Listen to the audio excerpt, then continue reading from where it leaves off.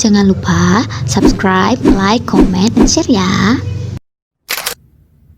Bismillahirrahmanirrahim. Assalamualaikum warahmatullahi wabarakatuh. Alhamdulillah wa syukurillah.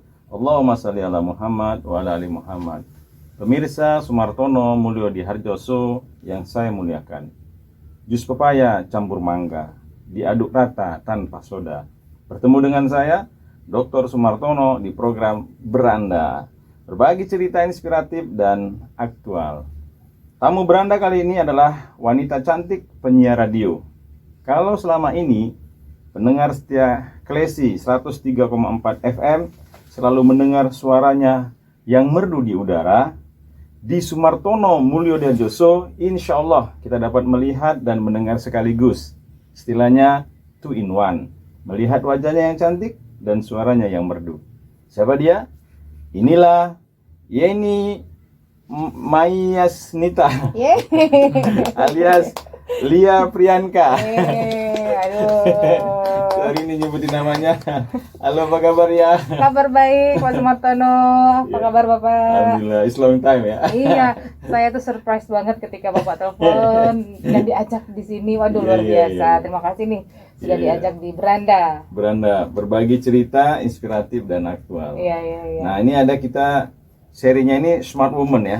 Smart Woman. Smart Woman itu ya wanita tangguh, wanita kontemporer like you lah. Oh. Pertama selamat ya, penyiar terbaik ya. Alhamdulillah. Versi KPI D Sumatera Barat dan Diskominfo ya. Ya betul Pak, terima kasih Ya, Pak. mudah-mudahan apresiasinya. ya amanahnya bisa dipertahankan dan bagi penyiar yang lainnya juga bisa mengikuti jejak Lia. Iya, amin. Baik, ya terima kasih ya sudah memberikan kesempatan kepada Beranda untuk menyapa pemirsanya. Kita menyebutnya warga Beranda. Warga Beranda. Ya. Beranda itu artinya teras ya Pak ya? Ya. Persamaannya Jadi ya? biasanya juga kita Ruang tamu ya? ya ngomong-ngomong nyantai-nyantai itu kan di ruang Beranda. tamu di Beranda. Iya benar.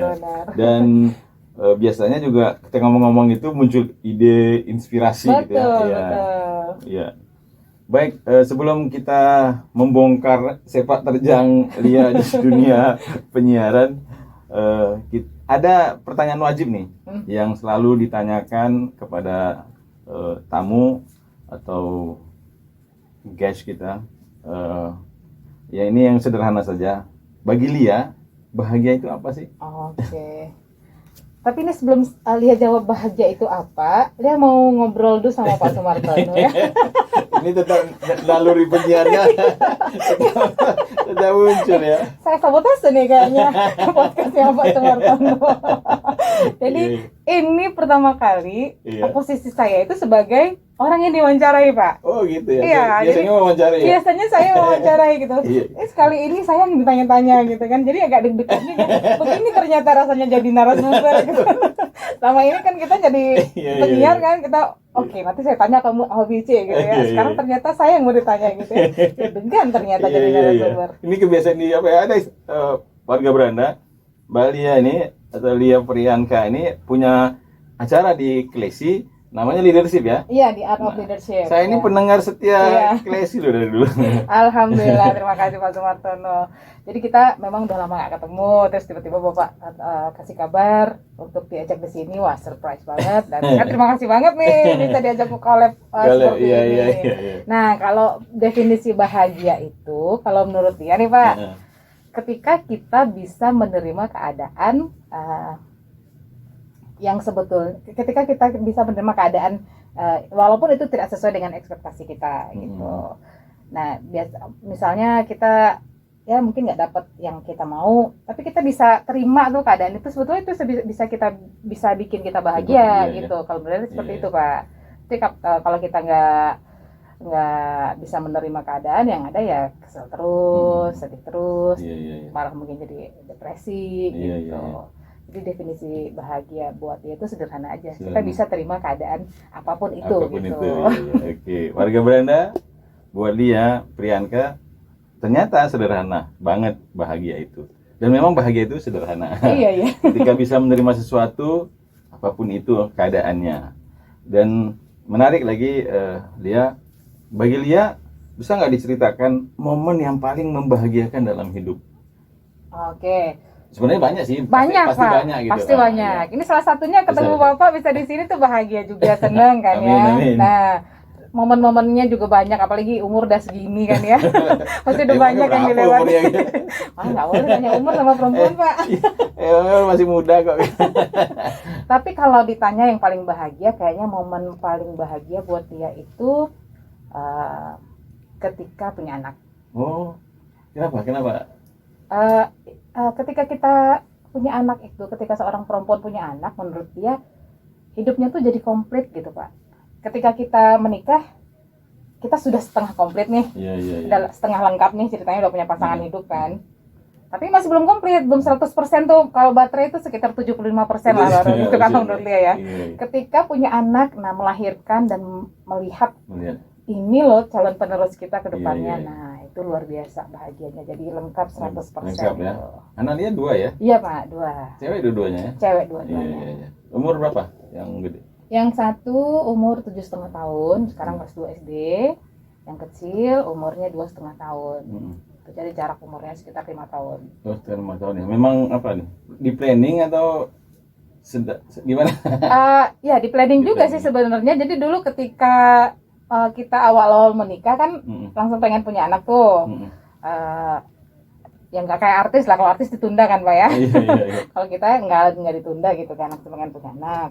Terus ketika anak pertama lahir, ngobrol sama suami.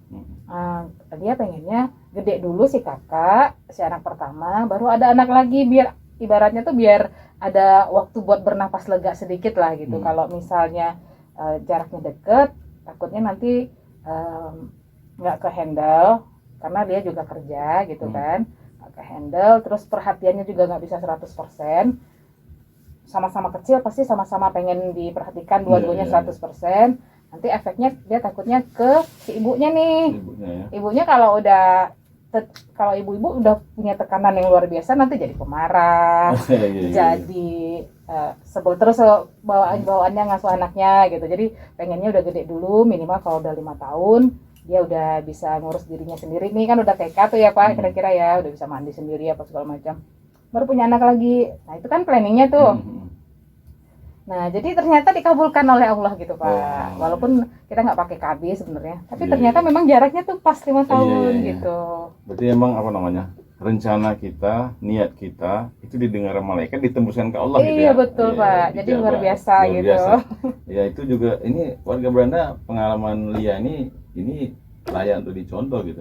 Artinya ada doa, kekuatan doa yang dipanjatkan dan itu didengar oleh Allah, dan Allah itu maha mendengar. Betul. Dan kita dengan niat baik kan, kita pengennya fokus dulu ke anak pertama gitu. Tapi itu kan versi Lia ya, mungkin beberapa orang versinya berbeda-beda gitu. Mungkin ada orang yang sekali gedein aja deh, sama-sama kecil nih, 2 atau 3 orang gitu kan, nanti udah gede udah santai kata ibunya gitu. Beda-beda versi sih Pak. Iya. Baik, menarik. Tadi apa ya? Waktu berkeluarga sudah bekerja. Nah itu berarti sudah statusnya sudah jadi penyiar ya? Iya Pak. Sudah penyiar. Nah ini warga Belanda pengen kepo nih. Lia menjadi penyiar radio itu kebetulan atau maaf kecelakaan? Dua-duanya bener kayaknya Pak. Jadi gini Pak. Bapak nggak tanya cita-cita saya nih? Iya boleh. Boleh ya. Sekarang pertanyaannya kita sambung. Siapa sih Lia itu? Oh gitu, oke. Karena biasanya gini, pekerjaan seseorang itu kan biasanya refleksi cita-citanya waktu kecil tuh.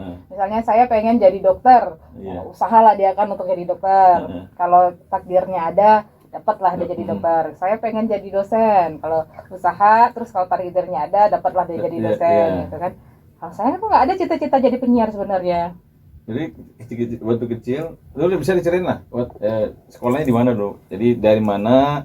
Ya tentang kehidupan. Oke. Flashback dulu nih Pak ya. Oke. Jadi kalau flashback, saya itu lahir dan dibesarkan di kota kecil di Sumatera Barat tapi indah, namanya Sawalunto. Ya, kota tua yang indah tuh. Ya.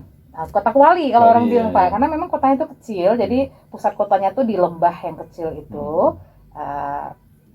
Dan disitulah pusat semua kegiatan, walaupun sebetulnya wilayah Sawalunto tuh nggak cuma yang di lembahnya itu aja sih sebenarnya, tapi memang pusat pemerintahan, pusat aktivitas tuh memang yang di lingkup kecil itu aja gitu. Jadi saya dibesarkan di situ, dilahirkan di situ, dan saya menerima banyak value juga di situ, Pak. Sawah Lunto itu kan dia kota yang sangat multi etnis, sangat beragam. Banyak etnis yang bisa Bapak temui di sana. Ada Jawa, Minang udah pasti ya, Minangkabau udah pasti, ada Jawa, ada Cina, Batak, macam-macam pokoknya etnis di situ. Nah, dibesarkan di lingkungan dengan suasana multi etnis itu, Heterogen ya. iya heterogen, itu sedikit banyaknya membuat terbentuknya value-value di diri Lia gitu. Misalnya dia tuh sangat mudah untuk menerima keberagaman orang gitu. Tidak gampang terpecahkan oleh perbedaan gitu. Maksudnya lebih bisa memahami, oh ya dia maunya A, saya maunya B, ya sudah gitu. Karena besarnya di lingkungan seperti itu. Dengan agama pun begitu, Pak. Ada yang Kristen juga situ, lumayan banyak juga. Islam juga pasti dominan gitu kan ya. Nah, dibesarkan di sana, lahir di situ, sekolah di situ sampai saya SMA. Nah, karena di situ tidak ada universitas, mau nggak mau kita merantau lah ke Kota Padang ya. Ya, pindah ke Kota Padang. Kuliah di Universitas Andalas gitu. Pertanian ya. Pertanian. Jadi kalau Bapak bilang, oh, nyambung nggak sama kuliahnya? Ya, enggak banget, jauh, Pak. Itu pun pertanian itu juga sebenarnya bukan keinginan itu, Pak. Kecelakaan juga. Kecelakaan juga. Tapi kecelakaan yang didesain. Iya, desain ya. Jadi gini, kalau pola parenting orang tua dulu kan, keinginan orang tua itu cenderung dominan ya, Pak. Misalnya anak maunya A tapi orang tua maunya B. Pasti si anak otomatis ngikutin ke orang tua ya. Bapak dulu gitu nggak, Pak? Iya gitu ya. Kalau pada pola parenting zaman dulu kan gitu ya, kita orang tua itu cenderung dominan ke anaknya gitu ya. Jadi keinginan anak itu belum tentu 100% bisa terpenuhi. Kalau Lia itu sebenarnya pengennya masuk psikologi tuh. Ketika tamat SMA. Jadi pada masa Lia Undan belum ada psikologi? Belum ada. Nah, di situ masalahnya, Pak. Jadi ketika tamat SMA di Universitas Andalas itu belum ada psikologi. Dan lebih nggak enaknya lagi waktu itu bertepatan dengan masa reformasi. Dia tamat SMA itu 98. Oh iya. Ketika lagi heboh-hebohnya negara, lagi demo-demo besar di Jakarta, dan dia pengen ambil di UI sebenarnya. Orang tua khawatir sekali kalau harus melepas anak gadisnya ke Depok sana gitu kan, dengan suasana yang sangat kisruh seperti itu. Sementara di sini nggak ada. Akhirnya ya karena dengan pertimbangan seperti itu, orang tua juga nggak ikhlas. Kalau nggak ikhlas ya ngapain kita kerjain gitu kan. Ambil yang lain aja kata orang tua kan. Nah, masa-masa itu pertanian itu masih jadi favorit itu, Pak. Passing grade-nya masih tinggi. Itu sekitar 30-an kalau Lia nggak salah waktu itu ya. Juga hukum, pertanian, zaman itu teknik gitu kan, Pak ya. Ambil yang di sini aja. Ambil apa ya gitu kan. Nyari-nyarilah informasi apa jurusan yang paling pas nih kira-kira gitu kan. Karena isi hatinya tuh di psikologi sebenarnya gitu kan. Jadi nyari-nyarinya juga setengah hati gitu, Pak. Aduh, apa ya gitu kan. Apa ya? Mau teknik gimana? Enggak minat. Banyak hitungan gitu kan. Males gitu kan. Nanti kuliahnya lama gitu, nggak kelar-kelar gitu kan. Ambil hukum aja kata orang tua dia. Enggak disuruh ngafalin pasal gitu kan. KUHP sebanyak itu disuruh hafal nggak bisa, nggak minat gitu kan. Karena di sekolah pun dia nggak terlalu tertarik dengan pelajaran hafalan sebetulnya gitu kan. IPA dulu ya? Iya, Pak, IPA. Ambil ekonomi kalau gitu kata orang tua. Enggak juga gitu kan. Malas juga ngitung-ngitung karena waktu di sekolah kan ada pelajaran akuntansi tuh. Saya nggak balance terus itu jurnalnya, Pak. Jadi saya pikir kalau saya mesti belajar itu 4 tahun, aduh pusing nih saya gitu kan. Pelajaran 1-2 jam seminggu aja saya bingung gitu kan. Susah sekali ngebalance-kannya gitu kan. Enggak, jangan akuntansi gitu kan. Nanti saya bingung terus 4 tahun saya bilang gitu kan. Apa ya enaknya gitu kan. Akhirnya orang tua bilang, ya udah kalau gitu pertanian. Kenapa harus pertanian, dia bilang gitu kan. Ya tadi ini enggak, itu enggak, ini enggak kata orang tua dia kan. Pertanian aja. Pertanian itu nanti bisa kerja di mana-mana kata orang tua.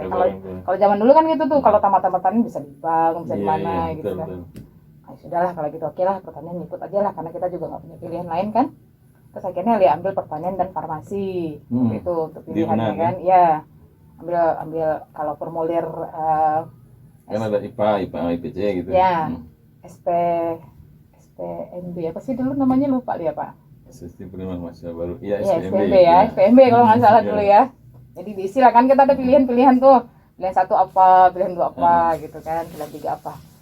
Nah, pertanian itu ternyata kan banyak juga tuh cabang ilmunya gitu kan. Oh iya iya. Mau ambil jurusan apa gitu kan. Iya. Akhirnya setelah dia cari-cari informasi dengan terbatas, zaman dulu kan Google itu belum ada Google Benar, itu iya. kan ya. Jadi cari informasinya itu kan cenderung terbatas Pak. Iya, Kita iya. ngobrol-ngobrol aja, nanya-nanya aja gitu kan. Benar. Nanya-nanya aja ke orang-orang gitu kan. Dan itu pun nggak semua orang punya pengetahuan yang luas waktu itu gitu kan. Akhirnya ketemulah teknologi pertanian. Nah, kenapa dia ambil teknologi THP pertanian? sebenarnya. Iya betul Pak, THP. Alasannya sederhana aja waktu itu milih THP. Karena dia nggak pengen masuk sawah gitu.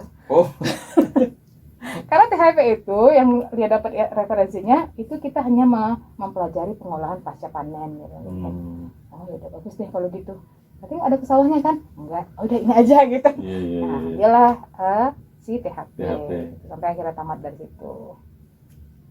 Terus gimana caranya nyemplung di radio? Heeh. Nah, itu Tapi ceritanya sebelumnya dari keluarga dia anak keberapa? anak kedua Pak, Dari dari 3 bersaudara. 3 bersaudara. Kalau orang tuanya apa ininya pekerjaan?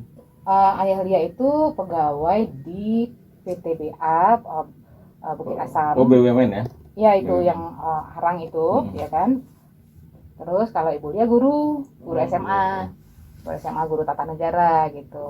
Oh iya. Makanya waktu itu ibu nyaranin masuk hukum aja gitu biar ada penerusnya Iya, maksudnya iya. gitu kan. Nah, dia nggak mau gitu kan. Nah, akhirnya kan tamat lah dari S1 pertanian S1. itu gitu kan. Nah, ceritanya masuk ke radio, Ke radio. ini ya seperti Bapak bilang, kebetulan atau kecelakaan, dua-duanya bener. Iya Pak, jadi nggak ada niat sama sekali untuk jadi penyiar radio. Malah kakak Lia tuh sebenarnya yang dari kecil dia pengen jadi penyiar radio gitu kan. Nah, Kesampaian enggak? enggak, adanya yang kesampaian. Tapi mungkin ada pengaruh beliau juga sih mungkin ya Pak ya. Iya. Jadi kita dengar cerita dia terus nih tentang radio gitu kan, secara nggak langsung mungkin masuk ke bawah sadar kita gitu ya. Secara nggak langsung udah tertanam sebetulnya image positif tentang radio, atau secara nggak langsung juga dia sudah memberikan influence gitu, kesukaan terhadap radio. Jadi selera musik dia itu dipengaruhi sangat besar oleh kakak Lia. Dia dengerin radio, dengerin musik, dengerin lagu. Jadi selera musik dia itu memang agak tua dari umur gitu. Karena ngikutin kakak tadi gitu kan. Dia sukanya lagu apa, kita dengerin itu terus gitu, akhirnya suka gitu kan. Nah, jadi waktu kecil itu walaupun tidak ada cita-cita jadi penyiar radio, cuman sudah ada sebetulnya garis merahnya Pak ke dunia radio. Ketika ada iklan di TV, nah dia tuh suka menirukan. Oh, iya. Makanya ada tayangan iklan Iya, apa iya. gitu kan, Daya misalnya gitu ya, Iya. atau Aqua untuk Iya, kemurnian apa misalnya. Nah, dia selalu tirukan itu. Itu pada apa? SD, SMP? SD. SD ya. SD berarti udah ada apa swasta ya? TV swasta udah ada ya? Udah waktu itu RCTI. Awal-awal. RCTI ada, cuman sebelum RCTI masuk di tempat kita waktu itu, dia lupa ya apa itu sistemnya bagaimana. Dia mendengarkan tontonannya itu TV3 Malaysia. Oh, TV3. Berarti dari parabola atau apa? Sepertinya begitu. Apa dari kota, pemerintahan kotanya yang kemudian menyebarkan ke masyarakat. Dia nggak terlalu ingat teknisnya, cuman tontonan dia waktu itu selain TVRI juga TV Malaysia. Nah, itu kan bahasanya beda sama kita ya. Nah, jadi makin tertarik tuh untuk meniru. Jadi setiap ada iklan tuh ditiru gitu, setiap ada iklan ditiru. Terus kalau ada berita, dunia dalam berita gitu Pak, nah tuh dia tiru gaya dia membacakan gitu kan. Selamat malam pemirsa apa gitu kan. Nah, suka meniru aja sih sebetulnya. Nah, dia pikir sih itu udah garis merah, benang merahnya sebenarnya ya. Benang merah ketertarikan dengan dunia radio, ditambah dengan si kakak yang suka dengan radio dan pengen jadi penyiar radio, dan dia kerjanya tuh denger musik gitu kan. Jadi kita ibaratnya latihannya di situ sebetulnya gitu. Nah, dia pribadi terjun ke dunia radionya itu ceritanya gini Pak. Waktu itu lagi di kamar kosan dengerin radio, karena memang sejak di Padang tuh makin intens dengerin radio. Kalau di Saulunto kan dapatnya cuma RRI ya kalau nggak salah waktu itu. Nah, kalau di sini kan banyak tuh di Padang tuh. Ada SIP, ada Arbes, Susi, apalah macam-macam kan, ada ada Klesi juga gitu kan. Nah denger. Kemudian pas lagi di kamar kosan itu siang-siang, tiba-tiba denger nih si penyiar ngomong, pengen jadi penyiar nggak? Jadi penyiar tamu istilahnya waktu itu. Pengen jadi penyiar tamu nggak? Ikutin dong kesempatan ini, nggak datang 2 kali, coba daftarin jadi kamu apa-apa katanya gitu kan. Tertarik Lia itu gitu kan, belajar tentang dunia radio. Wah, seru juga nih. Waktu itu lagi libur kuliah nih ceritanya, lagi ngambil semester pendek. Iya. Di semester berapa itu? Di tingkat berapa ini? Aduh lupa dia Pak. Pokoknya lagi libur kuliah lah ceritanya. Sebelum gitu. sudah KKN belum ya? Belum KKN? Udah. Oh, udah berarti di semester 7 lah. Ya sekitar itulah. Nah jadi ya udah, mumpung di Padang juga nih, liburan nggak kemana-mana gitu kan, coba daftar aja deh. Tapi nggak pede. Nggak pede dia Pak, karena sebetulnya dia dari kecil itu pendiam dan pemalu, jadi mesti datang ke situ. Aduh, nanti ketemu sama orang-orang beradionya, sama penyiar-penyiar yang kita dengerin, yang kita kagumin setiap hari gitu kan. Wah, pede nih gitu kan. Tapi coba aja lah, nggak ada salahnya coba. Tidak-tidaknya dapat pengalaman nih. Kalau nggak lulus ya sudah, nggak apa-apa. Tidak-tidaknya dapat pengalaman. Oh gini loh caranya melamar jadi penyiar di radio gitu kan. Pergilah ke Radio Sip waktu itu yang buka lowongan jadi penyiar tamu gitu kan. Pergi ke situ, pede-pedein diri, udah bener-bener mengumpulkan kekuatan dari rumah karena saking nggak pedenya gitu. Datang ke sana terus daftar. Pas daftar dibilang nanti wawancaranya tanggal sekian ya, katanya gitu kan. Datanglah di hari yang disuruh gitu kan, datang. Nah ketika datang itu ditanya-tanya tentang selera musiknya seperti apa, disuruh nyanyi, diajakin ngobrol gitu kan. Begitu selesai, dia nggak ada ekspektasi lain lagi tuh. Sudahlah, yang penting udah daftar, udah tahu gimana proses penerimaan seorang penyiar. Hendaknya tuh udah nggak penasaran lagi gitu kan. Ternyata kemudian ditelepon, dia bilang lulus nih jadi penyiar tamu gitu kan, datang ya hari apa gitu untuk pembekalan. Datanglah kan pembekalan, diajarin teknik announcing, teknik siaran seperti apa gitu kan, terus siaran lah. Jadi penyiar tamu itu kita diberi kesempatan jadi penyiar pendamping penyiar utama itu 1 bulan Pak di Radio Sip waktu itu. Karena kita bukan penyiar kan, kita nggak dikasih siaran sendiri nih, ada penyiar utama. Nanti kita kayak jadi teman duet gitu lah, teman duet gitu kan, ngobrol. Nah jadi kalau kita salah tuh nggak terlalu kelihatan karena nanti dibantu sama si penyiar utama gitu kan. Nah itu siaran lah di situ selama 1 bulan. Ternyata ketika selesai masa jadi penyiar tamu itu, nah dia dianggap bagus nih selama jadi penyiar tamu selama 1 bulan itu. Radio Sip itu pilihlah 5 orang waktu itu yang terbagus. Itu yang pada saat itu yang sudah diberi kesempatan berarti banyak ya? Banyak Pak, banyak, karena setiap program itu dia masukin tuh penyiar tamu 2 orang, 2 atau 3 orang gitu untuk diajak ngobrol gitu kan. Dipilih 5 orang yang dianggap bagus gitu kan. Ya, masuk lihat juga gitu kan. Ditanyain gini, kan masa penyiar tamunya udah selesai nih katanya.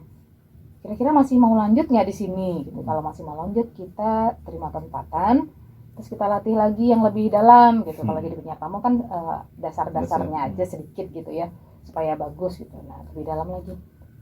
Wah dia langsung terima tuh, dia pikir nggak ada salahnya lah belajar ilmu komunikasi lebih dalam gitu kan, karena pendidikan dia pertanian tuh sama sekali nggak ada pelajaran ilmu komunikasi secara formalnya sebenarnya kan. Langsung mau gitu kan, apalagi kesempatannya datang ditawarin kayak gini, oh ya boleh gitu kan, diajarin. Jadi karir dia di radio itu ya rumah sakitnya ya Sip gitu. Dilahirkan di sana gitu. Pribadi sebagai seorang penyiar radio itu lahirnya di situ. Dari situlah belajar menjadi seorang penyiar radio itu seperti apa gitu kan.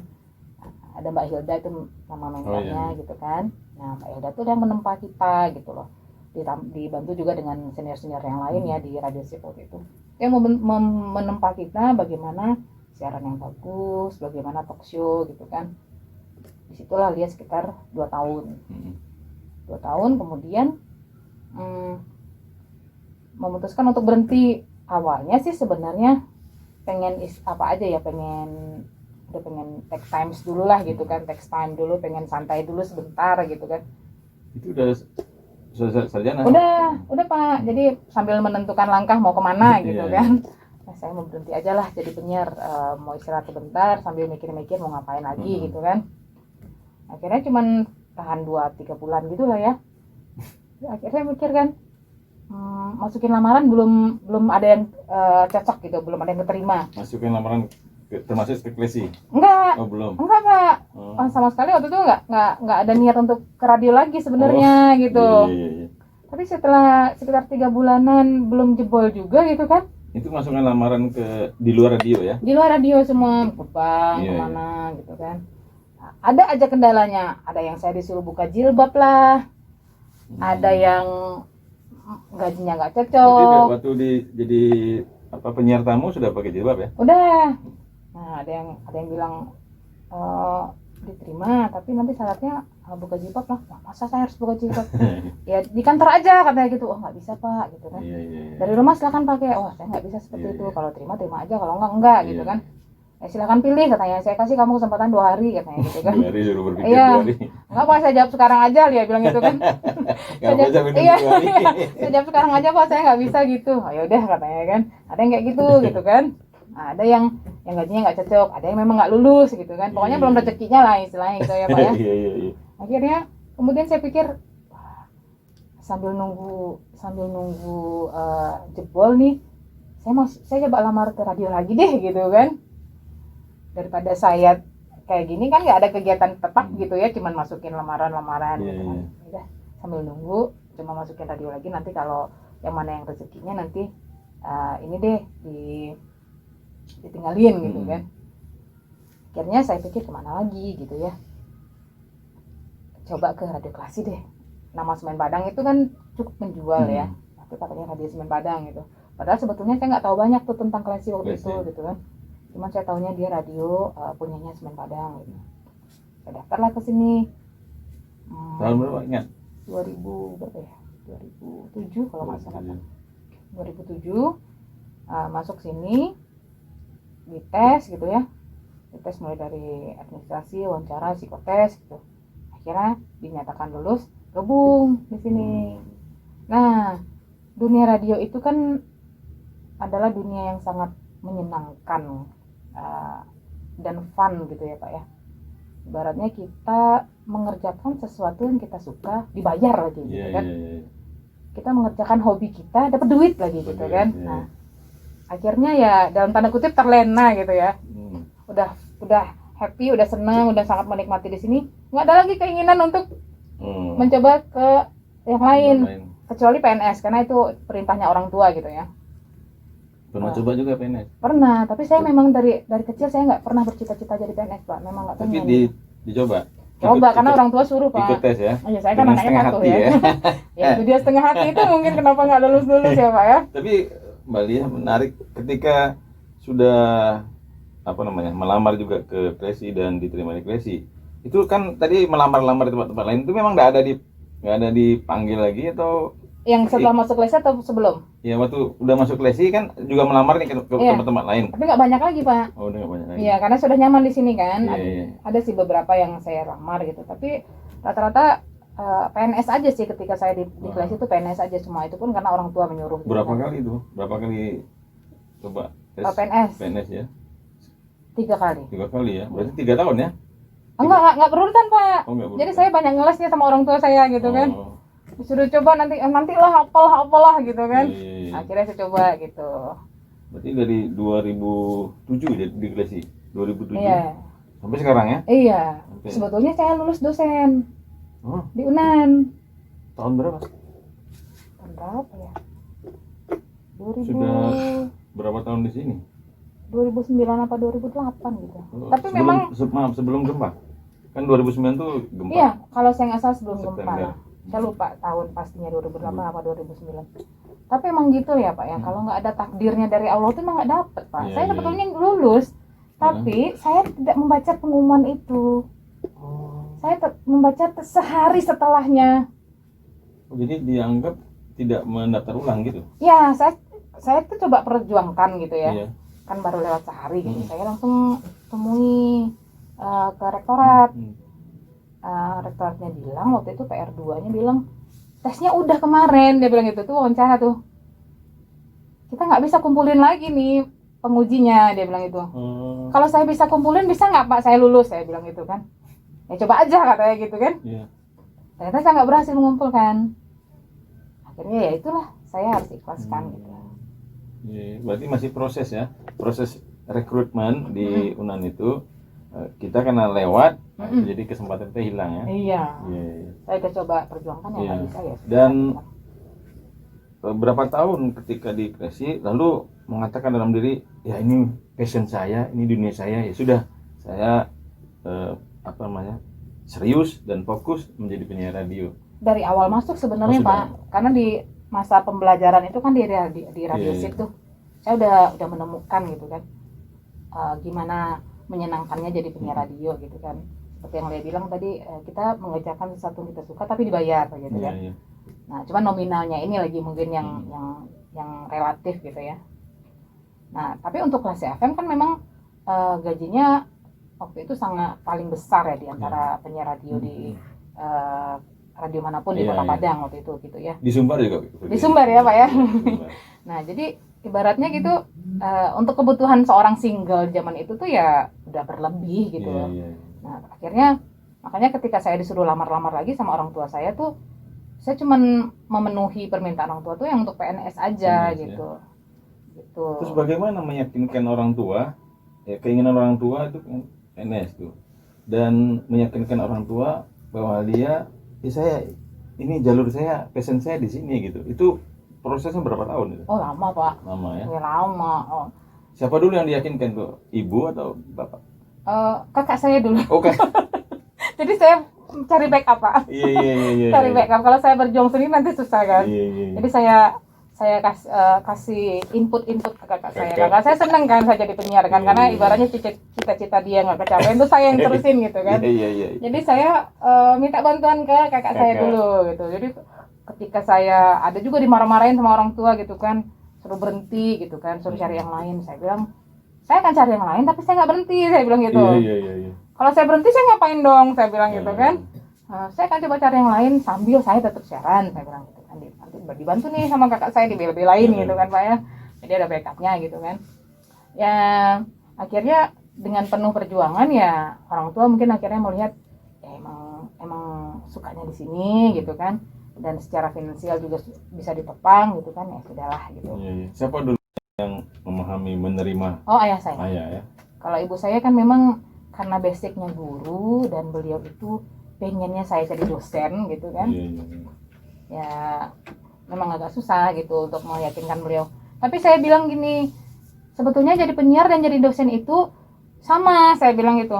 Sama-sama memberi informasi, sama-sama memberi edukasi, saya bilang gitu kan. Jadi sebetulnya saya ini juga dosen, saya bilang gitu kan. Cuman audiens mahasiswanya audiens, saya bilang gitu kan. Tapi prinsipnya sama kan, saya bilang sama-sama kasih informasi, sama-sama mencerdaskan, saya bilang gitu. Iya. Terus maaf, jadi kakak sekarang sebagai apa dia? Kakak kan ketika cita-citanya, mimpinya jadi penyiar tidak tercapai, tapi dialihkan adiknya yang berhasil membantu mimpi dia. Nah, kakak sekarang pekerjaannya apa? Nah, kakak saya itu dulu kan kerjanya dia di kelautan, tapi honor. Kemudian dia sama suaminya tuh mengelola perusahaan sendiri. Nah, sekarang dia ibu rumah tangga aja Pak. Karena ketika dia memutuskan untuk jadi ibu rumah tangga, dia melahirkan anak kembar. Nggak ada yang bantu waktu itu. Ya sudahlah, dia berhenti aja bekerja. Sekarang fokus ngurus anak-anaknya. Tinggal di Padang? Di Bandung Pak. Oh di Bandung. Oh, berarti nggak bisa dengerin Kresi ya? Paling bisa streaming Pak. Ya, kalau sekarang udah gampang. Iya kan? gampang Pak kalau sekarang. Apalagi kok di Bandung tuh banyak radionya bener-bener. Bagus juga kan di sana kan. Baik, menarik. Ini juga warga Beranda semakin menarik perbincangan kita. Tapi satu hal yang kita pengen kepo, Lia, mengapa di radio itu nama selalu inisial atau alias gitu? Iya. Nah ini gimana ceritanya? Kayaknya apakah dunia radio seperti itu?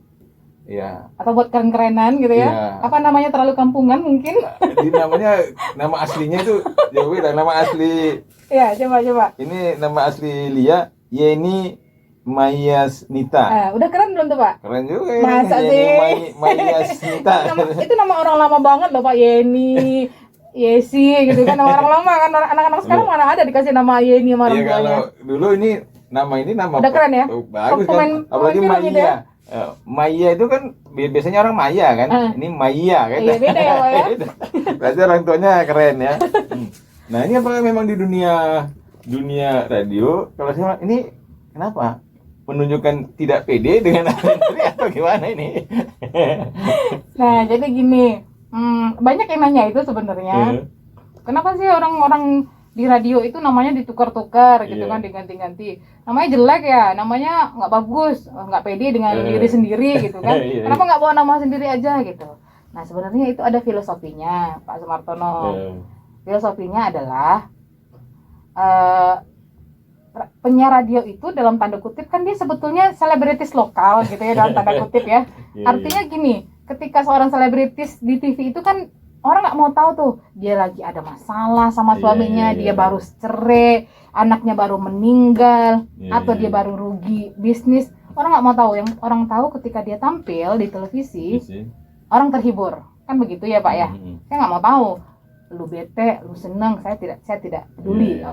Pendengar kan atau penonton kan seegois itu ya Pak. Terserah situ mau bangkrut ya, mau habis cerai kayak saya nggak peduli. Yang penting saya nonton TV dengan tujuan saya mencari hiburan. Artinya sebagai artis itu harus hibur saya kan gitu ya. Nah, di radio sebetulnya prinsip itu juga sama Pak. Pendengar seegois itu dalam artian ketika kita tampil membawakan sebuah acara, pendengar tuh nggak mau tahu apa kesusahan yang kita hadapi sebelum kita on the mic. Iya, the mic, iya. Nggak mau tahu gitu kan? Iya. Terserahlah kita mungkin baru putus sama pacar, IPK-nya rendah, ditolak lamaran pekerjaannya, orang nggak mau tahu gitu kan Pak. Yang orang tahu ketika saya bawain acara, misalnya jam 1 tuh acaranya request misalnya gitu ya, yang orang tahu saya jawab dengan happy, terus saya tanya mau request apa gitu kan ya, dengan suara merdu ya. Iya, mau request apa dengan ramahnya gitu kan, orang nggak mau tahu gitu loh. Walaupun sebelum kita siaran itu kita nangis sebenarnya gitu, 5 menit sebelum saya senyum dan hahaha di radio tuh sebetulnya saya nangis misalnya gitu ya. Orang nggak mau tahu itu Pak gitu loh. Pendengar tuh tidak mau tahu itu gitu. Akhirnya filosofinya adalah mengganti nama siaran dengan nama asli adalah kita harus bisa memisahkan ini diri kita yang sebenarnya. Ini adalah sosok kita sebagai penyiar gitu. Jadi ibaratnya ketika saya buka pintu ruang siaran itu saya bukan Yeni lagi Pak, tapi saya Lia. Gitu. Jadi semua permasalahan itu harus saya tinggalkan di luar gitu. Saya masuk dengan pribadi Lia yang nggak ada masalah sama sekali, yang happy aja, yang senang aja gitu. Filosofinya tuh seperti itu gitu.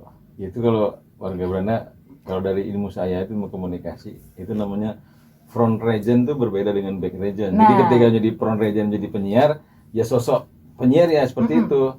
Ya yang dirindukan adalah suaranya merdu, kemudian happy, memberikan fun gitu. Ya di balik di belakang itu manusia biasa yang bisa juga menangis kan gitu. Betul. Oh itu apanya ya. Tapi walaupun sebenarnya kalau penyiar itu kan suara aja. Tapi Mbak Lia selama menjadi penyiar apa keuntungan yang Mbak Lia dapat? Yang Lia dapat banyak sih sebenarnya ya Pak ya. Terus kalau misalnya sampai saat ini banyak nggak orang yang tahu misalnya ke pasar gitu apa kan? Sebagian kalau dalam artian kayak artis di TV yang kita ke pasar tuh wah ada Lia gitu, enggak sih Pak, enggak ya, karena kalau di radio kan kita di belakang layar ya, artinya hanya suara saja ya, suara aja gitu. Tapi pernah nggak gini, maaf saya potong, suatu hari ketemu ini suaranya kok kayak penyiar gitu. Oh ada. Dan itu sering ya? Sering nggak juga sih, tapi ada gitu. Ada.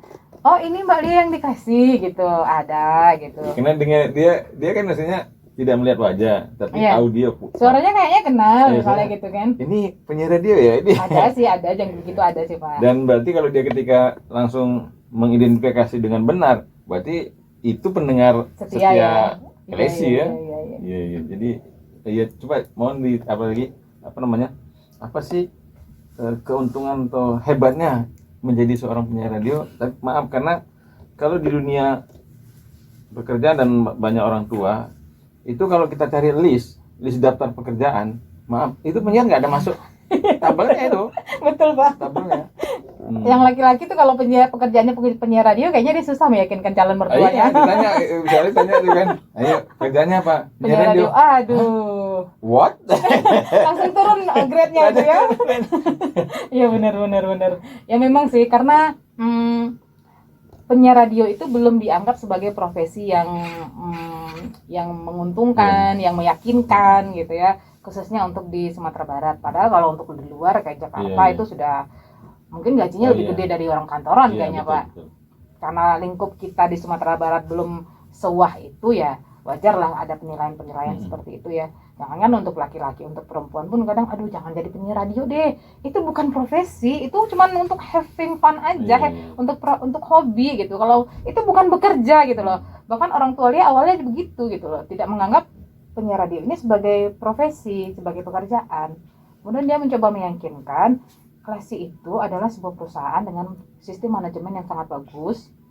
Jadi kita di Klesi itu bukan sekedar hahaha siarannya, tapi kita ada tanggung jawabnya, ada rules-nya, dia bilang gitu kan.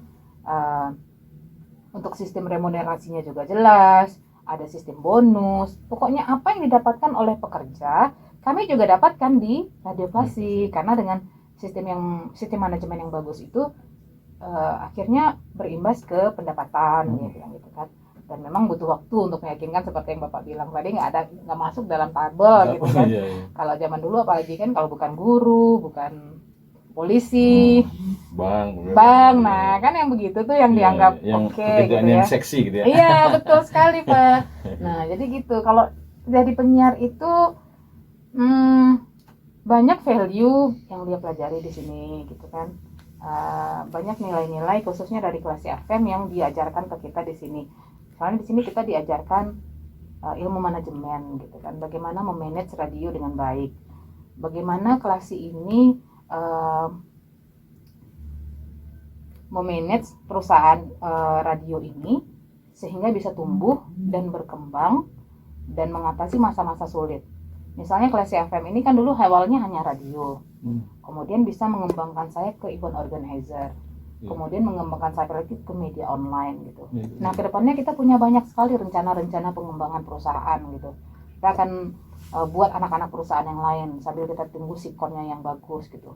Nah misalnya di kondisi pandemi ini juga dengan sistem manajemen yang bagus ini kami bisa survive gitu Pak, bisa bertahan, dan itu yang diajarkan, yang dilatih, yang ditempa di Klasi FM. Jadi kita datang ke sini bukan cuma untuk hahaha gitu aja, tapi kita juga belajar ilmu manajemennya, belajar ilmu perkantorannya gitu kan, belajar ilmu perusahaannya gitu.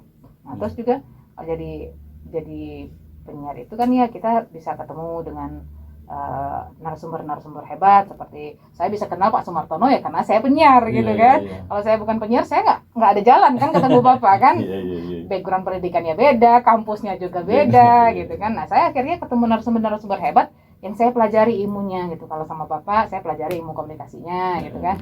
Nanti sama narasumber yang lain tuh saya pelajari ilmu yang lain juga.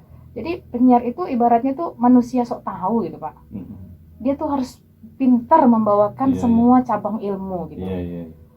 Karena dia harus mempersiapkan diri sebelum mewawancari narasumber ya. Betul. Kita kan harus ada bahan ya, nggak mungkin kita kosong aja gitu kan ngobrol sama narasumber kan. Kita nggak ingin kelihatan bodoh gitu kan ketika kita siaran gitu kan. Karena jadi penyiar itu, ilmu penting jadi penyiar itu adalah sok pintar Pak. Iya. Walaupun kita cuma taunya sedikit aja, tapi kita kesannya udah ahli di situ gitu. Karena kan yang banyak bicara itu narasumber ya. Iya. Gitu. Iya. Tapi Lia, ini kalau kita lihat sekarang dunia eranya era sudah teknologi komunikasi. Yang namanya MP3, MP4 itu udah di Android sudah ada. Nah, bagaimana cara radio? Ini kita bicara Klesi lagi ya. Cara terutama Klesi FM dalam mengantisipasi ini sehingga terus terang ini tetap saya dapat data dari KPID Sumatera Barat tetap eksis gitu. Ya malah kemarin dapat itu ya, dapat penghargaan ya. Iya, alhamdulillah Klasi menang kemarin di KPID Award 2020 untuk kategori berita radio terbaik dan penyiar terbaik gitu ya. Kalau penyiar radio terbaik ini yang pertama ya? Iya Pak. Jadi itu usulan dari Diskominfo ya untuk penyiar radio terbaik dan radio peduli COVID karena sekarang kita lagi ada di masa pandemi. Iya. Gitu. Tadi gimana? Apanya tadi? Oke, yang pertanyaan Bapak tadi ya. Mm-mm. Nah, jadi memang kalau sepengetahuan Lia, radio itu setidaknya sudah 2 kali mengalami hantaman besar di sejarah peradion gitu ya. Pertama ketika industri televisi muncul, Iya. ya kan Pak? Otomatis orang dari hanya Audio. mendengarkan dari audio pindah ke audiovisual kan, Iya. karena pasti menarik dong, ada yang dilihat daripada Iya. hanya mendengarkan Iya. saja. Nah Iya. itu kan hantaman pertama tuh untuk radio tuh. Itu bagaimana orang-orang radio pada zaman dulu itu melewati itu. Nah, hantaman kedua kalau menurut Lia adalah di era digitalisasi ini, ketika ada YouTube, ada sosial media yang lain, Instagram, kemudian ada lagi podcast gitu kan. Semua orang bisa siaran, Iya. semua orang bisa mendengarkan lagu dari Spotify, dari mana aja. Nah, orang ketergantungan orang ke radio tuh makin turun kan. Kalau dulu dengerin radio karena pengen dengerin lagu-lagu terbaru misalnya kan ya. Pengen dengerin lagu-lagu yang bagus gitu. Nah, itu kan akhirnya ada hantaman kedua tuh untuk industri radio tuh di era digitalisasi ini. Tapi yang namanya radio itu Pak, dia percaya dia tidak akan pernah mati. Ada yang tidak bisa digantikan oleh platform-platform itu. Yaitu kehebatan si penyiarnya membawakan seperti itu. Nah, untuk Klasi FM bagaimana dia menyesuaikan diri dengan digitalisasi itu adalah kami mensinkronkan program on air kami dengan platform yang ada sekarang.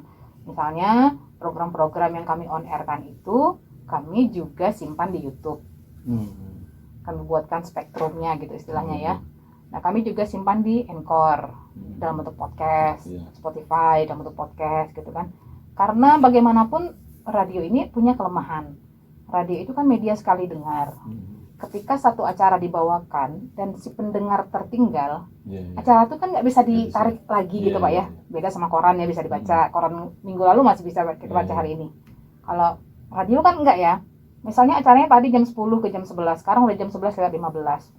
Udah lewat, udah selesai gitu kan. Angus. Oh ya angus gitu kan. Udah nggak ada kesempatannya mau, aduh saya nggak dengar ya sudah mau apa lagi gitu kan ya, nggak bisa diulang gitu kan. Iya, kenapa nggak dengerin radio klasik kan gitu ya Pak ya. Nah, kita mencoba untuk mengambil kesempatan yang ada sekarang itu dengan mensinkronkannya. Oh, nggak dengar tadi pagi, nggak masalah.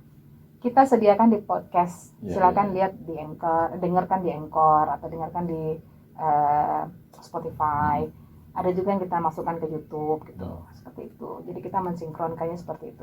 Nggak lagi di Padang nggak masalah, dengerin via streaming aja. Download aplikasinya bisa, dari website bisa. Nah, seperti itu cara kami untuk tetap bertahan. Karena memang harus dibuat konvergensi seperti itu untuk membuat radio itu bisa tetap eksis sampai kapanpun. Dan kedepannya kita nggak tahu lagi nih ada inovasi seperti apa yang akan lahir. Dan kalau kita ingin bertahan ya orang yang bisa bertahan ya orang bisa beradaptasi kan ya Pak ya. Kalau nggak bisa beradaptasi ya kita akan terlewat oleh zaman kan. Zaman, ya betul. Itu apa namanya, kata kuncinya saya menyambungkan ya adalah inovasi. Ketika inovasi kita punya, ya kita siap aja untuk survive gitu. Betul. Baik, apapun keadaannya kita bisa survive ya Pak ya. Iya, warga Beranda jangan lupa frekuensi 103,4 FM, Klesi FM. Iya, betul. Ya, kalau boleh tahu lagi, mohon diinformasikan kepada warga Beranda, apa nih rencana untuk 2021 dan program-program unggulan Klesi FM? Klesi FM 2021. Jadi kita di 2021 itu ingin lebih dekat ke pendengar. Kita akan membuat program-program yang basisnya itu lebih dekat ke pendengar, sambil kita tidak tetap memenuhi kebutuhan klien pastinya gitu. Jadi dua hal ini yang membuat radio tetap bertahan. Satu pendengar, satu lagi klien. Radio tanpa pendengar dia tidak akan jadi apa-apa. Tapi kalau tidak ada klien yang masuk, radio itu juga tidak akan bisa bertahan. Operasionalnya dari mana gitu. Jadi dua hal ini tetap kita akan jaga, kita akan fokuskan gitu Pak. Biar kedepannya kita makin survive. Apalagi di zaman pandemi ini kan semuanya serba unpredictable ya. Kita tidak bisa memprediksi kondisi kedepannya dengan akurat begitu kan Pak. 2020 ini aja kita kayak kena bom Hiroshima gitu kan, tiba-tiba datang mengacaukan semuanya dan memaksa kita beradaptasi dengan cepat gitu kan. Nah, itu yang akan kita lakukan ke depannya. Apalagi kayak akhir tahun ini Klasi FM itu kan punya budaya membuat RKP. Kita susun bareng-bareng, kita susun sama-sama. dibincangkan dari semua divisi, ada divisi program, marketing, produksi, seperti itu kan. Nah, kita rembukan sama-sama klien need-nya apa, klien butuhnya apa, klien sukanya apa. Dapatkan misalnya A gitu. Sekarang kita coba dengarkan dari pendengar maunya apa, dapat B misalnya. Irisan keduanya itu yang akan kita lakukan. Gitu. Karena kita nggak bisa hanya mengakomodir salah satunya aja gitu. Harus keduanya. Selama masa pandemi ini itu Kresi dapat imbasnya juga atau aman-aman aja gitu? Oh, dapat Pak. Dapat ya. Itu Kayaknya sampai berapa persen apanya? Lumayan ya. Jadi sepertinya bukan hanya kelas FM atau bukan hanya radio, tapi bisa dibilang kan hampir semua lini ya, semua aspek kita itu terguncang oleh pandemi. Jadi kalau secara grafik penjualannya itu kalau di radio itu dia punya pola gitu. Polanya itu adalah di masa apapun, bukan cuma di pandemi. Biasanya di awal tahun tuh grafiknya landai, karena orang masih susun anggaran ya kan, belum ada anggaran yang tetap. Jadi di awal tahun tuh biasanya dari Januari sampai Maret tuh memang grafik penjualan tidak tinggi Pak. Setiap tahun seperti itu. Ditambah pandemi ini masuknya di kita kan sekitar bulan Maret ya. Nah itu kan masih di masa-masa awal tahun sebenarnya. Nah itu tuh mempengaruhi ke si penjualan. Waktu awal-awal belum terlalu terlihat. Nah kemudian kesininya mulai kelihatan grafiknya, ada sekitar hampir 50% lah penurunannya gitu ya. Nah kita melihat situasi itu ya dituntut untuk beradaptasi dan berinovasi lagi. Gimana caranya ini kapal nggak karam? Pilihannya adalah kita membuang sebagian barang-barang yang kita bawa. Kalau kita analogikan di kapal nih Pak, ini kapalnya udah bocor nih, ya kan? Tujuannya apa? Tujuannya sampai selamat ke pantai misalnya gitu kan? Kapal udah karam, air udah masuk sedikit. Tujuannya adalah sampai. Beban, ya, jadi pilihannya kita kurangin bebannya atau kita buang orangnya, kan gitu ya? Supaya karena si kapal nggak akan sanggup menahan semuanya gitu. Nah kelas FM manajemennya mengambil pilihan kita akan kurangin bebannya, kita tidak membuang orangnya. Gitu. Berarti tidak ada PHK tidak ya selama Jadi itu yang kami jaga, tidak ada PHK. Yuk sama-sama kita berjuang gitu loh, biar sampai ke tujuan gitu. Apa yang bisa kita kurangin? Misalnya kayak yang analoginya yang bawa tas 3 buang semua misalnya gitu kan. Yang bawa makanan 10 kaleng, 1 kaleng aja misalnya. Orangnya gitu. tetap berada di kapal. Orangnya tetap gitu. Jadi kita sama-sama kayu nih kapalnya biar cepat sampai ya, gitulah kira-kira analoginya. Dan ketika masa pandemi, apa program yang bisa menstabilkan, jadi tidak mengaramkan? Ada nggak program kreasi unggulan itu? Yang kalau misalnya kan program misalnya kayak talkshow tidak apa ya, tidak bisa aktif seperti dana biasanya karena ada pertemuan. Iya. Jadi memang banyak hal yang harus dirubah kan. Kayak talkshow kita tidak izinkan lagi di awal-awal untuk datang ke studio. Kalaupun ada talkshow permintaan dari klien, kita akan penuhi dengan sistem online, Zoom gitu kan, seperti itu sistemnya.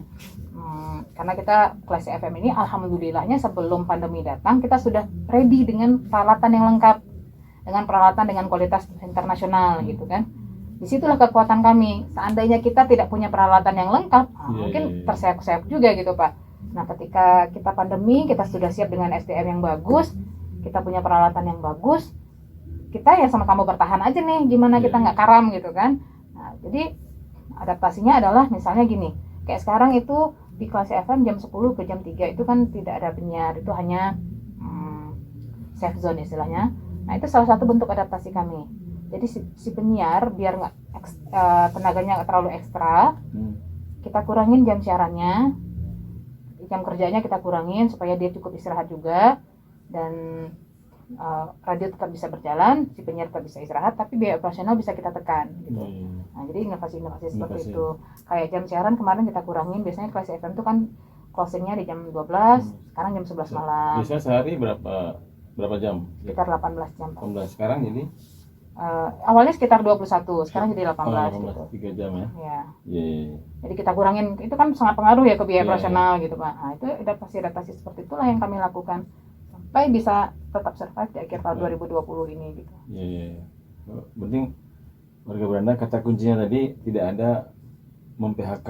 Dan itu itu sangat ide yang sangat bagus, karena ketika pandemi ini semuanya terkena dampak, tapi yang paling penting tidak memberikan dampak kepada orang atau pegawai ya. Iya. Dan itu suatu kebanggaan sendiri sih Betul. buat Klesi dan seluruh perangkat-perangkat yang terlibat di dalamnya. Jadi kata kuncinya mau kerja keras sama-sama nggak Iya, gitu. iya. Nah gitu. Kalau mau, yuk kita kerja keras sama-sama Iya. biar kapal kita ini sampai di pantai. Nanti yang bocor itu bisa kita perbaiki. Gitu. Iya. Nah gitu. Kalau orang Minang bilang ndak mansur, ndak makan surang. Ah. Nah, kan orang tuh misalnya dia ketika bekerja bisa, tapi yang paling sulit itu bekerja sama. Iya, Ketika Klesi and crew-nya semuanya yang terlibat dalamnya bisa bekerja sama, maka selamatlah kapal itu. Iya, Nah, gitu. Sampai kita di tujuan. Sampai di Kalau ada tujuan. yang bocor gampang tinggal diperbaiki. Iya, kalau udah gitu sampai kan. tujuan. Iya, atau bikin kapal baru misalnya gitu kan, Iya, gampang iya. lah itu kan. Iya, Yang penting iya. kita selamat dulu gitu. Baik. Terima kasih Mbak Lia informasinya. Mbak Lia kan sudah terpilih menjadi penyiar radio terbaik 2020. Kemudian juga sudah menyatakan bahwa ini loh passion saya. Tapi bagi Lia, kriteria seorang jurnalis radio yang profesional itu yang bagaimana sih? Karena kan banyak nih radio di Sumbar itu hampir 80 sampai 100 lah. Tapi kan tidak seperti yang saya lihat di Klesi ya. Ada orang tuh jadi penyiar tuh ya sambilan aja. Jadi bisa juga maaf di daerah itu kan dia nyiar, itu masak dia kan. Nah, bisa banyak terjadi fenomena. Artinya tidak profesional. Jadi warga Belanda juga ingin tahu apa sih menurut Mbak Lia itu yang disebut dengan penyiar radio yang profesional, sehingga ini bukan hanya untuk fun-fun tapi menjadi sesuatu gitu. Ini sesuatu kata saya ini kan, sesuatu karena menghibur orang, maaf dompet juga agak tebal Iya, gitu. iya, Nah, iya, iya, ini kan kata-kata profesional gitu. Iya, iya. Gimana menurut dia? Jadi kalau secara perusahaannya, kalau di Klesi itu kata kuncinya adalah Klesi itu serius Pak.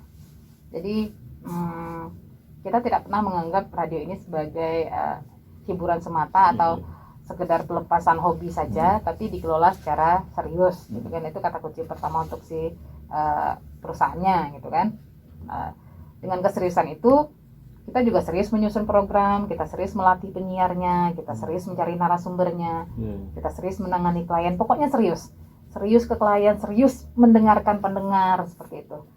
Dengan keseriusan itu akhirnya muncullah keprofesionalitasan itu tadi kan. Nah, untuk si penyiarnya dengan tuntutan yang cukup tinggi di Klasi FM, karena kita tidak menganggap penyiar itu sebagai hobi atau pelepasan rindu untuk musik saja, kita memberikan target-target nih ke si penyiarnya. Jadi itu budaya itu yang kami bangun di Klasi FM agar kualitas Klasi FM ini tetap terjaga di masa apapun, di tahun berapapun. Kita tetap ingin Klasi FM itu kualitasnya itu tetap top gitu. Dan kita pengen top of mind untuk pendengar radio dimanapun. Ketika orang bicara radio, orang Klasi aja misalnya gitu. Ketika orang ada klien yang mau pasang iklan, gimana bagusnya Klasi gitu. Jadi kita pengen jadi top of mind. Nah, dengan keseriusan itu, dengan tuntutan-tuntutan itu, akhirnya si penyiar itu nggak bisa berleha-leha. Kalau di Klasi FM itu kita memang siaran tuh nggak bisa berleha-leha. Kita tuh dituntut untuk prepare. Apapun siaran yang kita bawakan, apakah itu talk show, apakah itu request, atau acara anak-anak, acara olahraga, semua harus di-prepare dengan baik. Kita harus buat skripnya, kita harus pelajari skripnya, kita harus tahu penekanan-penekanan seperti apa, cara membawakannya seperti apa, dan itu untuk on air. Dan persiapan itu dimulai jauh sebelum on air. Di Klasi FM ini untuk jadi penyiar, prosesnya tuh lumayan panjang Pak. Mulai dari rekrutmen kan ya, seleksi sampai kemudian dinyatakan diterima sebagai calon penyiar. Si calon ini nggak otomatis akan siaran. Dia akan kami bekali dulu dengan ilmu announcing, walaupun sebelumnya dia sudah punya pengalaman siaran, kita anggap dia nol. Supaya warna lama itu dia bisa buang, bisa tinggalkan. Dia hanya pakai warna Klasi FM aja, karena kami nggak pengen ada banyak warna di Klasi FM. Hanya satu warna aja, warnanya warna apa? Warna Klasi FM gitu. Jadi walaupun dia sudah sangat senior di radio lama, ketika dia masuk di radio Klasi FM kita anggap dia nol. Kita akan tempal dia lagi dari awal gitu ya. Paling kalau dia sudah punya pengalaman, dia tinggal menyesuaikan warna gitu. Bahasa anak gaulnya dicuci otaknya. Dicuci otaknya, bener Pak. Dicuci otaknya ceritanya, karena untuk kelas itu kan standarnya lumayan berbeda ya. Kita cara ngomongnya berbeda, standar kata yang kita pakai berbeda. Kita nggak lu gue gitu ya, tapi saya anda gitu kan ya. Terus ngomongnya juga harus tenang, nggak pecicilan. Kalau di radio klasik kan seperti itu gitu. Nah jadi dicuci tuh betul-betul bersih gitu, kita bersihkan sekitar 1-2 bulan itu untuk pelatihannya aja gitu kan. 1 bulan untuk 1 sampai 2 bulan untuk pelatihan teknik announcing. 1 bulan berikutnya di bulan ketiga itu untuk uji coba siaran. Masih uji coba judulnya, belum jadi penyiarnya gitu loh.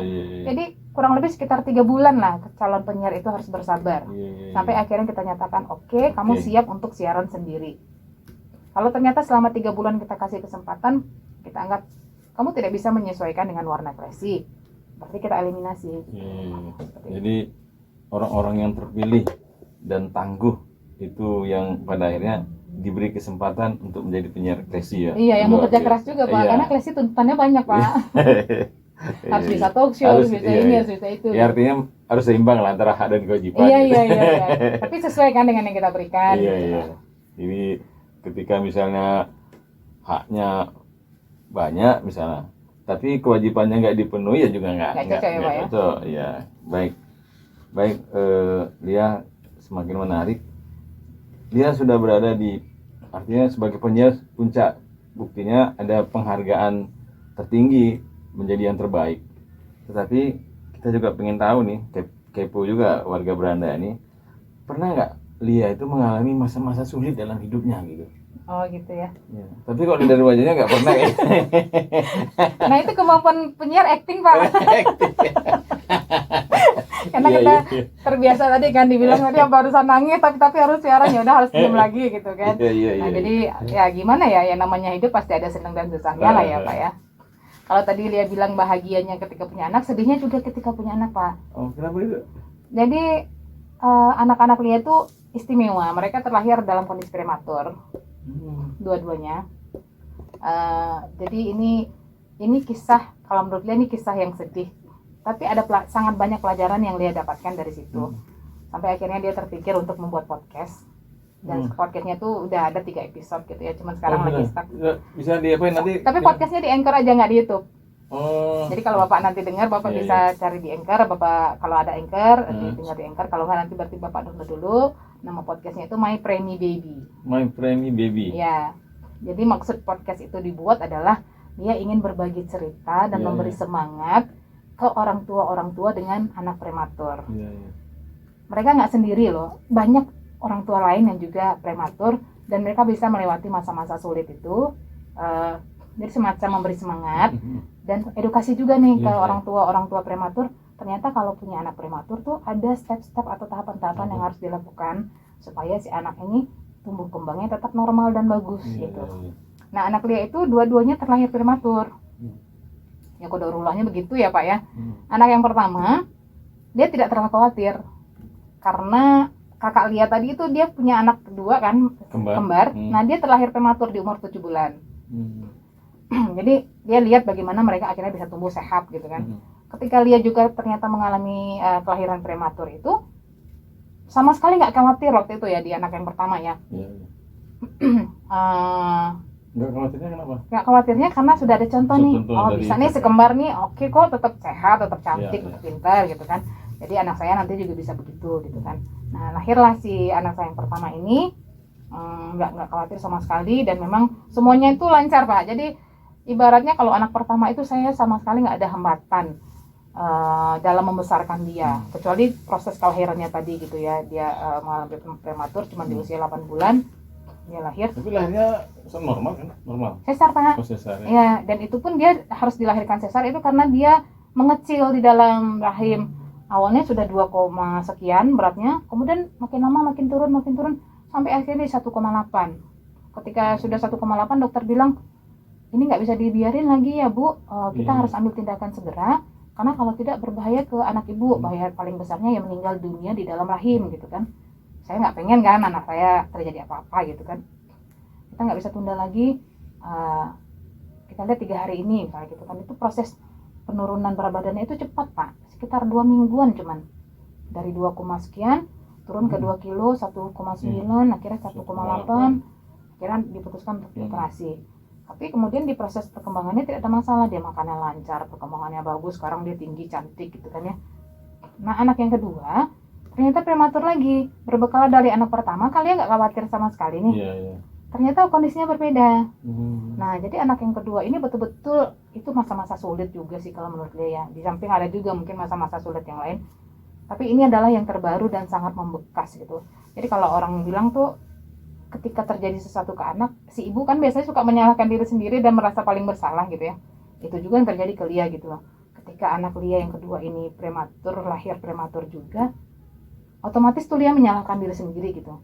Aduh, coba kalau saya hamil dulu begini, coba saya hamil dulu begini, anak saya nggak jadi begini. Nah sekarang dia harus menanggung akibatnya karena saya bla bla bla bla bla gitu kan. Nah jadi waktu itu dia lahir, selama kehamilan itu Lia mengalami pendarahan 2 kali. Di awal, ketika baru hamil 1 bulanan gitu, pendarahan hebat gitu kan, dirawat sekitar 5 atau 6 hari gitu di rumah sakit. Dokternya udah sempet bilang dia udah nggak ada nih. Kita shock gitu kan. Udah nggak ada gitu kan. Awalnya dibilang udah nggak ada kan karena pendarahan itu kan. Kemudian diperiksa ulang, dokternya kekeh juga gitu kan. Pas hamil berapa bulan itu? Sekitar 1 bulanan lah Pak. Jadi dia masih baru lah ya gitu ya. Bener-bener bed rest 1 bulan tuh nggak turun dari tempat tidur. Ketika dinyatakan anaknya, oh masih ada nih, anaknya masih bisa dipertahankan gitu. Itu leganya luar biasa. Jadi 1 bulan dia sama sekali tidak ngapa-ngapain, hanya di tempat tidur. Tidak ke kantor, tidak ngapa-ngapain, dan syukurnya itu disupport oleh suami yang luar biasa juga gitu ya. Jadi 1 bulan itu semua pekerjaan rumah, ngurusin anak dan segala macam tuh suami yang pegang semua, masak, sampai mandiin Lia, nyuapin Lia juga, karena nggak bisa bangun sama sekali dari tempat tidur. Oh, masak juga suami? Iya Pak, dia bisa masak Pak. Waduh, hebat ya. Hebat Pak, kita masak gitu kan. Karena memang tidak ada kekuatan untuk bangun. Jangankan untuk jalan atau apa, duduk aja nggak bisa waktu itu gitu. Di samping memang nggak boleh banyak gerak juga sama dokternya. Kalau ibu ingin mempertahankan bayinya, ibu harus bed rest. Total bed rest ya, total ya. Total Pak, sebulan itu. Cuman karena di rumah kan, kalau di rumah sakit tuh malah pakai ini ya, apa namanya, nggak boleh ke toilet gitu ya. Untuk buang airnya justru nggak boleh ke toilet tuh. Kalau di rumah kan dia nggak mau dong gitu kan. Nah paling nanti kalau mau ke toilet tuh dibantu sama suami gitu kan. Nah seperti itu, betul-betul nggak bisa duduk gitu loh, 1 bulan itu. Kemudian di bulan ke-8, masuk bulan ke-8 nih, pendarahan lagi. Pendarahan hebat lagi nih. Dokternya memutuskan untuk langsung dioperasi malam itu juga karena tensi tinggi. Tensi dia waktu itu 190. Oh, bisa di tensi tinggi di. Nah, pilihannya 2 waktu itu, Pak. Tidak dioperasi resikonya juga tinggi, dioperasi resikonya juga tinggi. Tapi setidaknya kalau dioperasi bisa dipilih salah satunya, mau selamat ibunya atau anaknya. Tapi kalau tidak dioperasi, dibiarkan, nanti ibu bisa kejang-kejang katanya. Berarti kena dua-duanya. Kena dua-duanya gitu. Ya sudah, akhirnya ambil keputusan lah kan. Ya sudah, kalau begitu kita percayakan ke dokter yang sudah ada ilmunya pastinya gitu kan. Ya kita percayakan ke tim dokternya. Akhirnya dioperasi malam itu juga ketika pendarahan waktu itu gitu. Tensinya 190 waktu itu Pak. Itu kan cukup tinggi ya, karena Lia selama hamil itu mengalami kondisi yang namanya PEB, komplikasi kehamilan, preeklamsia gitu loh. Nah ketika lahir, berat anak Lia itu cuma 1,6. 1,6. Ya, 1,6. Panjangnya 46. Oh, panjang juga Ya, ya. panjang 46. Dia itu di vonisnya itu BBLR IUGR istilahnya kalau untuk kedokterannya. BBLR itu bayi berat bayi lahir rendah. Berat bayi lahir Ya, rendah. IUGR itu kondisi bayi tidak berkembang dengan baik di rahim. Jadi ada perkembangannya yang tidak seharusnya, tidak normal gitu kan. Nah, jadi dia dirawat di NICU 1 bulan. Jadi dia ketika melahirkan itu kan akhirnya dirujuk ke M Jamil tuh. Dia baru ketemu dengan anak Lia tuh di hari ketiga. Karena dia harus menstabilkan kondisi dia dulu kan Pak ya. Dia kan waktu itu PEB, sesar juga ya? Sesar. Tensinya harus diturunkan dulu nih. Tensi ini nggak turun-turun selama 3 hari gitu kan. Kita udah pengen ketemu anak, jadi nggak disusuin, nggak apa gitu. betul-betul tidak boleh. Jadi kayak ruang isolasi gitu Pak, nggak boleh ketemu sama siapapun kecuali dokter dan perawat. Suami pun nggak Suami? boleh, Oh iya. orang tua nggak boleh. Jadi semuanya tuh diurus sama orang rumah sakit. Rumah sakit ya. Keperluan makan, keperluan bersih-bersih, hanya dokter dan perawat yang boleh ketemu. Jadi kayak orang isolasi gitu. Di hari ketiga, ketika sudah dinyatakan mulai stabil, pindah ke kamar, nah baru boleh lihat anak gitu. Dan itu ngeliat kondisinya Pak, sedih banget ngeliatnya Pak. Dia tuh kecil, ringkih dalam inkubator gitu kan. Dan ketika dia diperbolehkan pulang 2 hari kemudian, jadi total di rumah sakit sekitar 5 hari, dia nggak boleh pulang.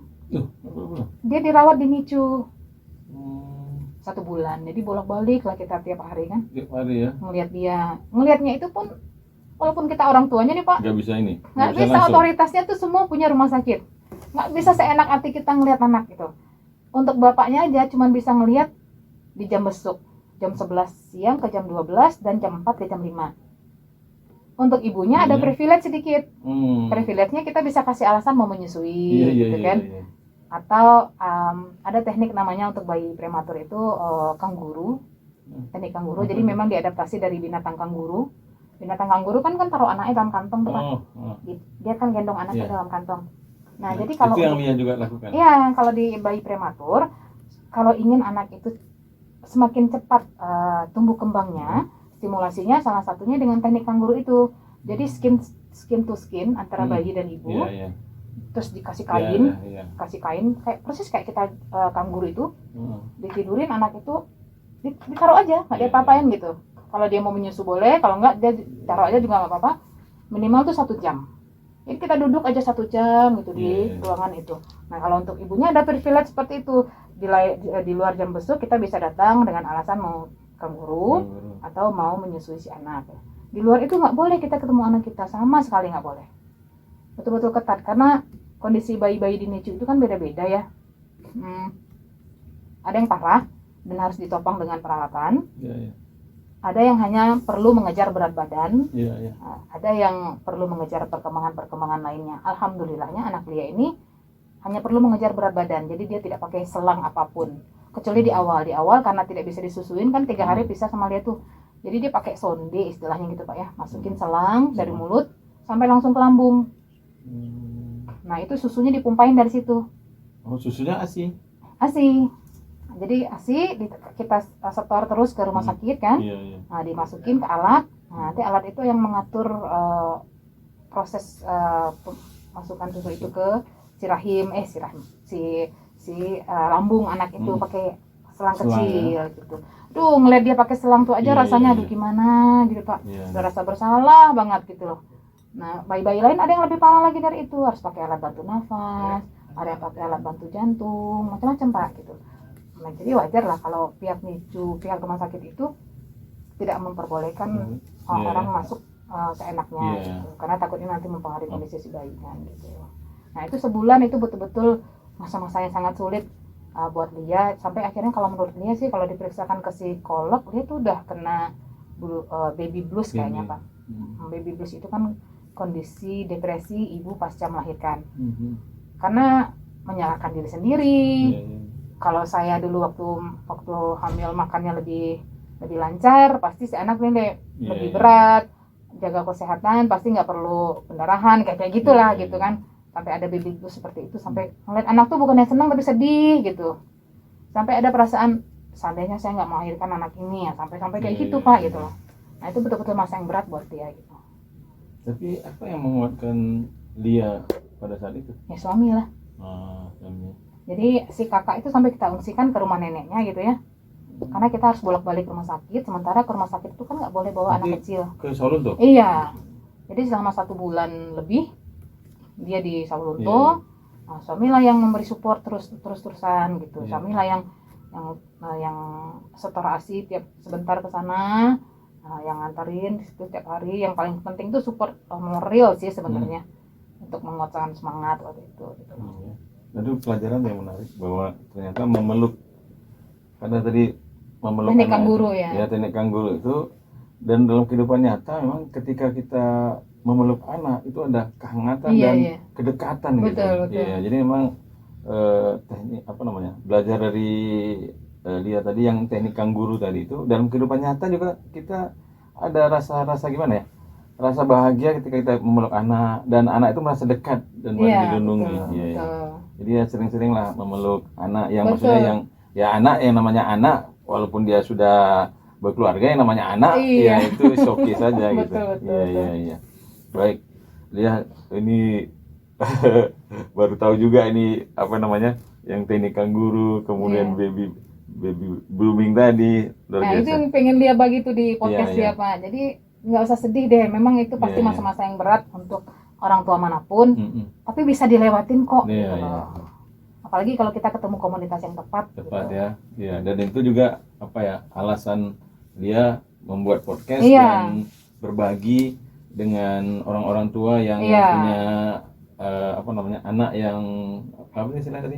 Prematur. Prematur. Jadi Ya. nama podcastnya My Premi Baby. Iya, oke, nanti insya Allah melalui Sumartono Mulia Radio bisa melihat wajah Bu Lia yang sesungguhnya gitu. Selanjutnya Lia, apa obsesi Lia satu sisi sebagai profesionalisme penyiar dan sisi lain sebagai istri gitu. Jadi apa keseimbangan, dan nanti obsesi 2021 apa gitu? Oke. Kalau keseimbangan ya gimana ya?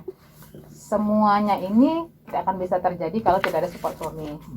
Jadi support suami itu betul-betul penting dan luar biasa sekali.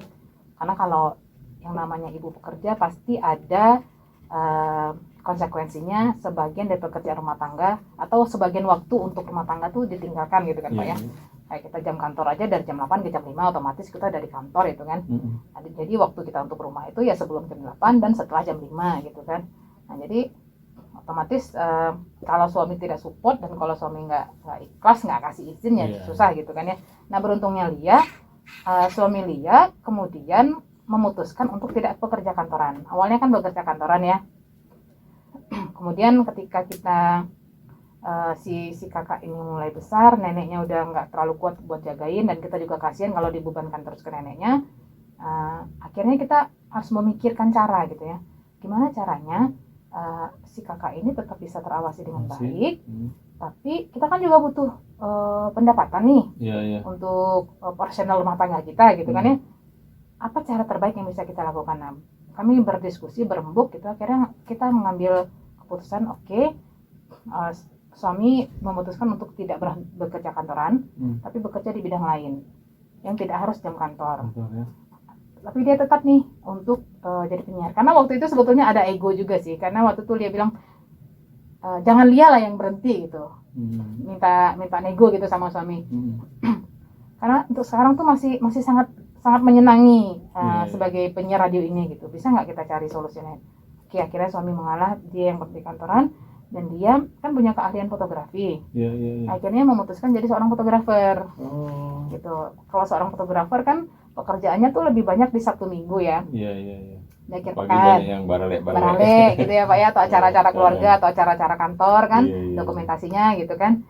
Kalaupun ada di weekday itu sekali-sekali lah gitu ya. Nah, akhirnya kita mengambil keputusan itu, suami berhenti kerja kantoran, tetap bekerja sebagai fotografer. Dia bekerja kantorannya. Akhirnya anak tetap ada yang jagain, karena dia nggak mau mempercayakan anak ini ke pengasuh atau ke daycare, dititipin gitu. Dia nggak mau Pak, dia nggak, ya parno juga mungkin ya dengan pemberitaan anak dititipin tapi malah terjadi sesuatu, mungkin nggak diacuhin atau dilecehkan gitu kan, atau anak diasuh sama pengasuh, si pengasuhnya main handphone, anaknya ngapain gitu kan ya. Akhirnya jangan dititipin lah gitu. Salah satu dari kita tuh harus ada yang berhenti gitu. Akhirnya suami memutuskan oke, dia jadi fotografer aja karena dia punya passion di situ, dia punya skill di situ. Sementara dia tetap bisa mengejar passion dia tetap bisa mengejar passionnya dia gitu. Akhirnya sampai sekarang lah. Pembagian tugasnya seperti itu. Kalau boleh tahu apa nama studionya? Oh, Cantik Fotografi. Cantik Fotografi. Di mana? Biar nanti misalnya warga beranda. Jadi kalau sekarang itu kan masih di rumah ya Pak, di Indarung ya, di Perumnas Indarung. Karena kalau sistem kerja suami dia ini lebih banyak seperti Bapak nih ke tempat klien gitu. Misalnya saya ada yang melahirkan, saya mau foto bayi dong gitu Iya, kan, foto iya. newborn kan istilahnya ya. Foto bayi anaknya baru lahir nih umur seminggu, nanti kita yang datang bawa peralatan, Iya, iya, iya. bawa lampu, bawa kamera, Iya, bawa iya. properti keranjang, kain-kain atau Iya, bunga-bunga. iya, iya. Nah, kalau beralih kan gitu juga ya, kita Iya, yang ke rumah si kliennya gitu. Karena kita pertimbangkan waktu itu antara membuka studio dan tidak. Ketika kita akhirnya putuskan tidak usah menyewa tempat untuk membuka studio, karena pertama harga sewanya pasti tinggi. Yang kedua, tidak ada jaminan orang akan ramai datang. Iya, iya, iya. Ya, yang ketiga, kalau nggak ada jaminan terus suami tetap harus nungguin di studio, nanti iya. anaknya Iya, gimana iya, iya. gitu loh. Iya, iya, iya. Akhirnya sistem kerjanya tuh lebih ke Iya, iya, private, klien ke klien gitu. Iya. Jadi kreativitas menghasilkan sesuatu. Iya. Iya. Baik, Lia, ini waduh waktu nggak terasa Ya, cukup panjang juga. panjang Ya. kita ngobrol ya Pak ya. Iya. Terakhir ini apa namanya? Apa sebagai penyiar radio terbaik 2020? Apa saran dan nasihat Lia lah bagi para milenial? Pertama ya milenial secara umum, yang kedua bagi para milenial yang ingin mengikuti jejak Lia. Jadi sebenarnya jadi penyiar radio itu juga menjanjikan gitu. Ya, jadi jangan lihat daftar les yang sebenarnya itu ternyata kalau ditekunin, diseriusi itu menjanjikan gitu. Iya, Dan iya. bisa menjadi apa ya, kebanggaan ketika nanti misalnya calon mertua nanya gitu. Iya, Ya, apa Di kira-kira bawah sertifikatnya saya penyiar terbaik loh gitu. Iya, iya. Ke calon mertuanya bawa seperti itu. Jadi kalau menurut Lia ya, berdasarkan pengalaman Lia aja ya Pak, dia merasa belum mencoba cukup banyak hal ketika masih muda dulu gitu ya. Jadi untuk para milenial, apapun kesempatan ambil aja dulu, coba aja semua bidang, sampai kemudian menemukan bidang yang benar-benar cocok dan sesuai dengan keahlian dan passion gitu loh. Kalau ditanya mana yang lebih penting, passion dan keahlian, menurut saya lebih penting passion ya. Karena ketika kita sudah punya passion di situ, kita akan mencintai pekerjaan itu. Jadi do what you love what you do. Gitu. Oh iya. Gitu. Ini kalau udah passionnya udah ada, nanti skillnya itu kan otomatis akan kita Iya. kita pasti pengen nambah dong gitu Iya. kan. Nah, jadi coba aja dulu sebanyak mungkin, ambil kesempatan yang ada sebanyak mungkin, jangan lewatkan satu pun apapun itu. Nanti sampai ketemu nih, oh nggak cocok, cocoknya B, sampai nanti akhirnya ketemu Iya, sendiri iya. gitu. Istilahnya jangan ngomong saya nggak berbakat. Iya Ya, gitu ya. bener Pak, Karena ketika kita menemukan passion itu hidup menjadi menyenangkan ya Pak ya. menyenangkan. Iya. Iya, ya, luar biasa. Dia, makasih banyak. Sama-sama Pak, terima kasih Nggak banyak terasa juga. waktu sepertinya singkat aja gitu. Ini enaknya kalau ngobrol sama penyiar. Udah lama kita ngobrol ya Pak ya, cukup jam ini kita ngobrol. Iya. Makasih banyak dia telah memberikan kesempatan kepada Beranda untuk ketemu langsung dan bercerita banyak hal dan banyak pelajaran inspirasi yang didapatkan. Sehat selalu, Amin. sukses selalu. Warga Beranda, saya tidak menyimpulkan, tetapi banyak hal penting yang disampaikan Lia. Yang pertama, orang yang mampu bertahan adalah orang yang mampu beradaptasi. Itu quote yang pertama dari Lia. Yang kedua, budaya organisasi dapat terwujud dengan keseriusan orang-orang yang terlibat di dalamnya. Yang ketiga, sukses istri sangat ditentukan oleh support, dukungan suami. Dan yang terakhir, ini untuk para milenial, ambillah setiap kesempatan untuk menemukan passion Anda yang semestinya. Saya Sumartono dan Lia Priyanka undur diri. Sampai ketemu lagi di beranda berikutnya. Assalamualaikum warahmatullahi wabarakatuh.